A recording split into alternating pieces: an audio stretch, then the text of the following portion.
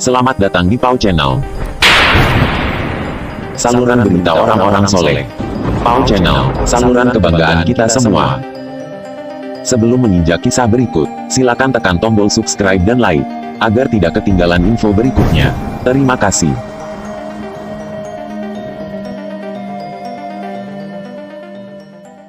Assalamualaikum warahmatullahi wabarakatuh. Jumpa lagi dengan sahabat Pau Channel, channel yang menyajikan berita-berita Islami untuk Anda semua.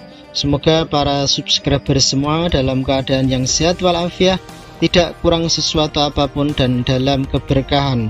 Amin, amin ya rabbal alamin. Kali ini Pau Channel akan menyuguhkan sebuah kisah tentang kepatuhan seorang murid terhadap gurunya. Selamat menyaksikan. Ketika awal nyantri, Hasyim Asy'ari muda disuruh naik ke atas pohon bambu, sementara Kiai Khalil terus mengawasinya dari bawah sembari memberi isyarat agar terus naik, tidak boleh turun sampai ke pucuk pohon bambu tersebut. Kiai Hasyim pun terus naik sesuai perintah gurunya itu. Ia tidak peduli apakah pohon bambu itu akan patah atau bagaimana. Yang jelas beliau hanya patuh pada perintah gurunya. Hebatnya, begitu sampai di pucuk, Kiai Khalil mengisyaratkan agar Kiai Hasyim langsung meloncat ke bawah. Tanpa pikir panjang, Kiai Hasyim pun meloncat langsung. Sami'na wa ata'na. Setelah meloncat dari pohon bambu, ternyata atas izin Allah, alhamdulillah, beliau pun selamat, sehat walafiat, tidak kurang sesuatu apapun. Walhasil, ternyata itu hanya ujian kepatuhan seorang santri kepada kiainya. Sebagai murid, Kiai Hasyim tidak pernah ngeresulo atau mengeluh disuruh apapun oleh gurunya, termasuk angon atau menggembalakan kambing dan sapi, mencari rumput dan membersihkan kandang. Beliau terima titah gurunya itu sebagai khidmat atau dedikasi kepada sang guru. Beliau sadar bahwa ilmu dari guru akan diperoleh dan barokah apabila sang guru ridho kepada muridnya. Inilah yang dicari Kiai Hasyim, ridho guru. Beliau tidak hanya mengharap ilmu teoritis dari Kiai Khalil, tetapi lebih dari itu. Yang diinginkan adalah barokahnya. Apabila guru sudah ridho, maka insya Allah akan mendapatkan keberkahan dari ilmu yang dipelajarinya. Ridho guru merupakan keniscayaan dalam menuntut ilmu. Syekh Az-Zarnuji dalam kitabnya yang dipelajari jutaan santri di Indonesia, Ta'limul Muta'allim Thariqah Ta'allum, menjelaskan bahwa ridho guru adalah buah dari kesungguhan seorang dalam menuntut ilmu. Untuk mencapai ridho tersebut, seseorang harus mengawali perbuatannya dalam menuntut ilmu dengan menghormati sang guru. I'lam anna talibal ilmi la yanalul ilma wa la yantafi'u bihi illa bi ta'zimil ilmi wa ahlihi wa ta'zimil ustadzi wa tauqirihi. Tulis Syekh Zarnuji dalam pasal menghormati ilmu dan ahlinya.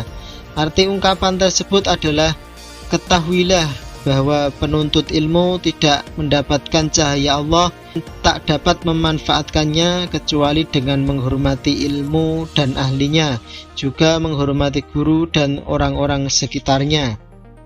Beberapa kiat untuk mendapatkan ridho guru dalam kitabnya Adabul Alim wal Muta'allim. Pertama adalah harus menjalankan apa yang diarahkan dan diperintahkan oleh sang guru. Sikap nurut ini diibaratkan Kiai Hasyim seperti pasien yang berobat kepada dokter. Apapun arahan si dokter harus dilaksanakan agar pasien mendapatkan kesembuhan. Yang pertama, kiat-kiatnya adalah akhlak mulia. Dimaksudkan untuk keteraturan, perilaku menjadi tertata indah dan menghadirkan kebahagiaan atau sa'adah dalam kehidupan dunia dan akhirat. Kedua adalah bersungguh-sungguh dalam menghormati guru, harus bersikap rendah hati dan tawadhu. Karena dengan sikap tersebutlah seorang guru menjadi mulia di mata orang lain. Ketiga adalah memandang guru sebagai sosok yang mulia dan meyakininya sebagai sosok yang lebih sempurna.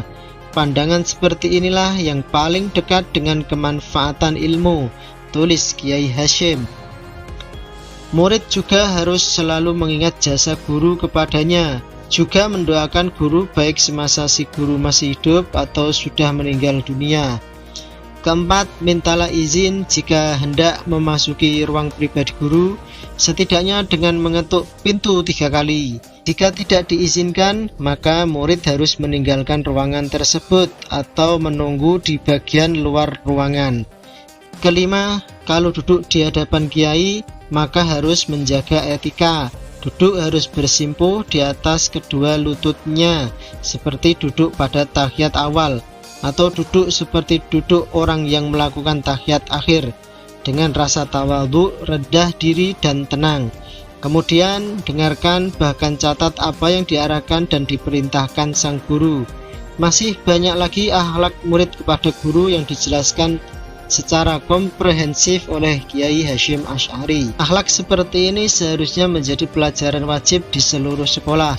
Tujuannya agar para murid berbudi pekerti mulia, menghormati guru yang mendedikasikan hidupnya untuk pendidikan dan bersungguh-sungguh dalam mencari ilmu. Ketika akhlak tak tertanam di hati, murid berlaku semena-mena terhadap guru, bahkan mereka berani memukul dan menginjak kepala guru. Biasanya anak-anak seperti itu kurang mendapatkan berkah dalam hidupnya. Diri mereka seakan tertutup, tidak mudah menyerap ilmu dari guru yang bersusah payah mengajar. Hati mereka menjadi keras, tidak mudah menerima kebaikan, dan penuh penyesalan.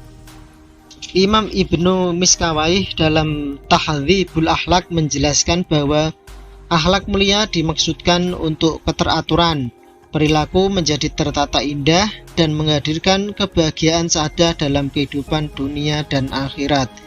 Orang tua dan keluarga merupakan guru akhlak yang pertama. Sejak kecil orang tua harus membiasakan anak-anaknya berakhlak mulia, berperilaku sopan dan menjaga perkataan.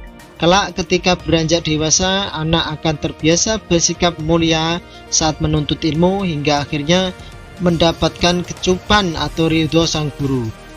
Nah, begitulah kisah untuk pengingat bahwa takzim kepada guru itu sangatlah penting, karena guru adalah orang tua kedua kita setelah orang tua kandung. Wallahu a'lam bishawab. Akhirul kalam, semoga ada manfaatnya. Billahi taufiq wal hidayah war ridha wal inayah wal afu minkum. Wassalamualaikum warahmatullahi wabarakatuh.